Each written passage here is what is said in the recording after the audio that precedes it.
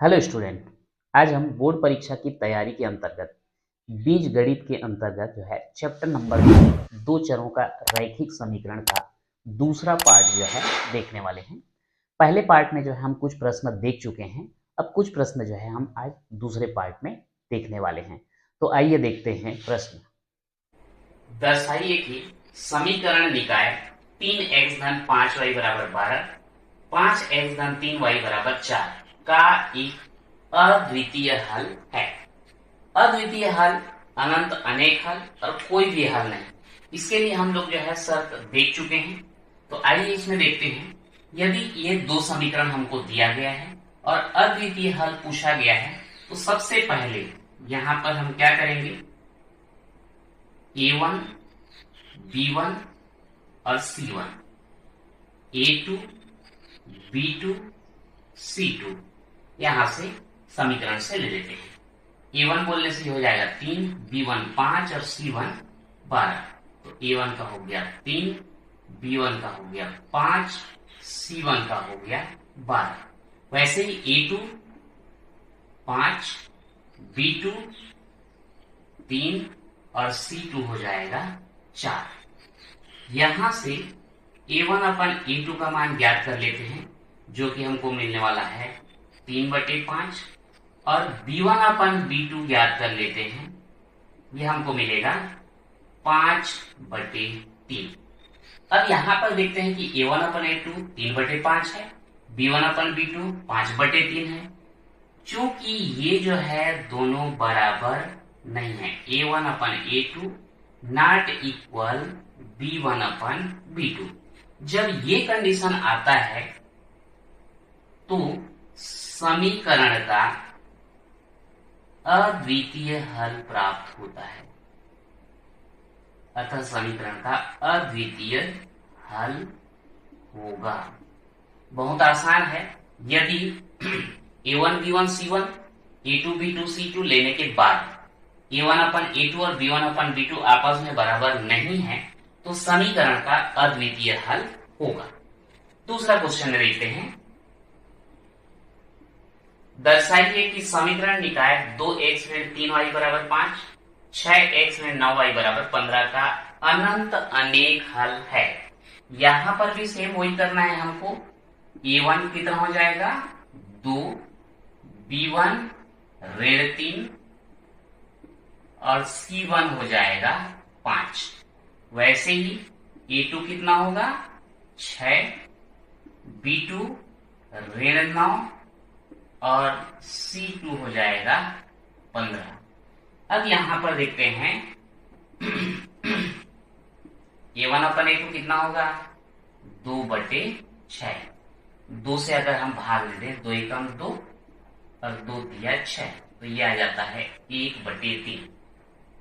B1 अपन B2 देख लेते हैं, ये होगा -3/9, -3/9।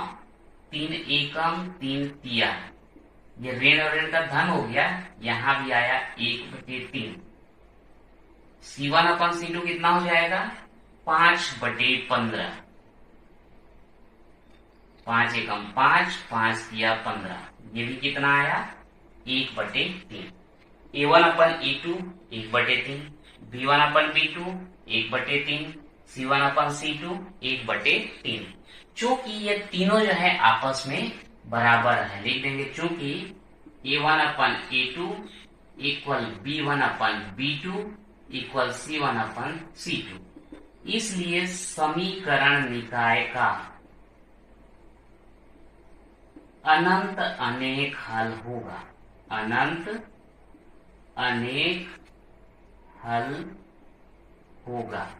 अब यहां पर अगर आप ये सोच रहे हैं कि A1 B1 C1 और A2 B2 C2 कहां से हम चयन करते हैं, तो सीधे सी बात है, उसके लिए हम A1x plus B1y plus C1 equal 0 ये जो होता है, या फिर यहां पर इक्वल C1 लिख सकते हैं ऐसा।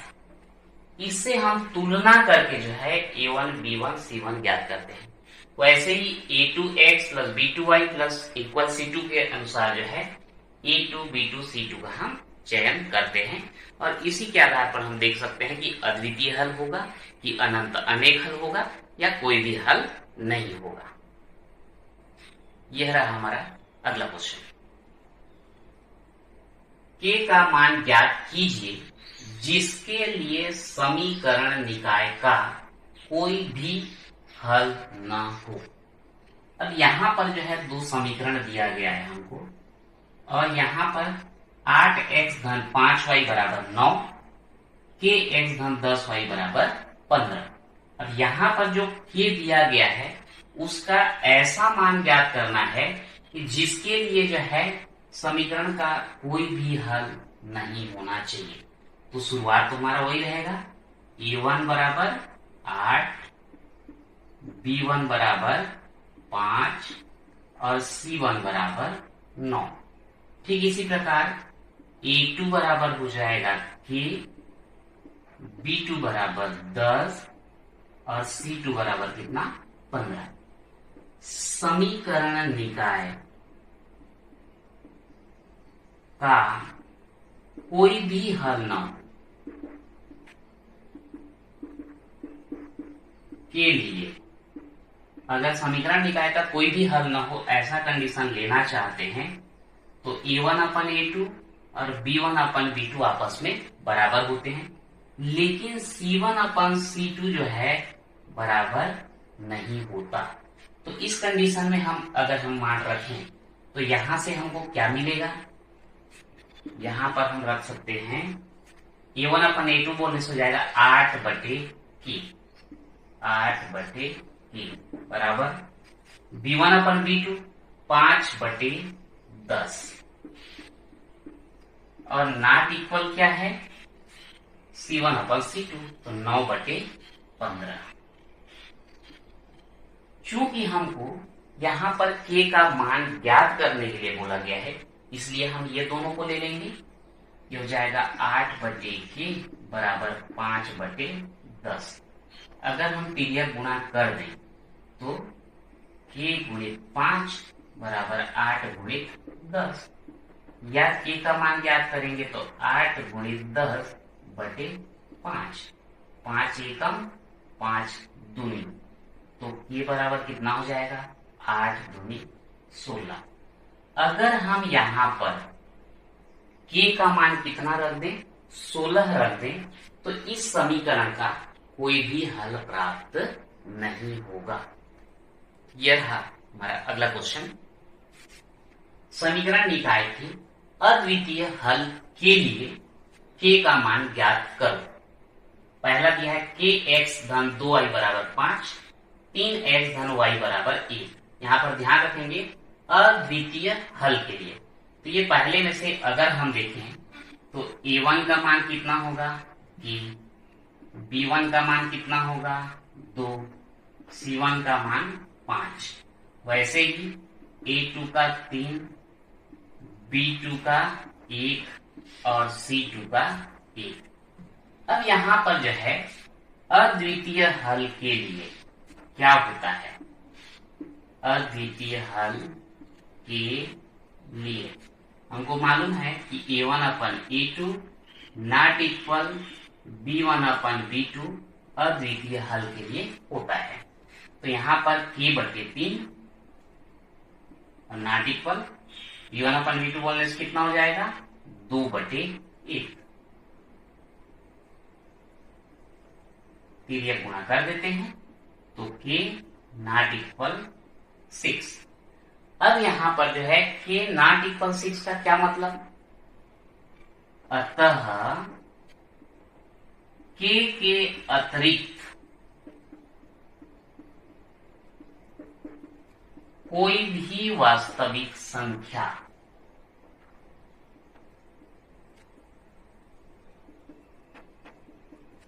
हो सकता है। यहां पर ध्यान रखेंगे k का मान 6 नहीं हो सकता, उसके अतिरिक्त कोई भी वास्तविक संख्या हो सकता है जिसके लिए समीकरण निकाय का कैसा होगा अद्वितीय हल प्राप्त होगा।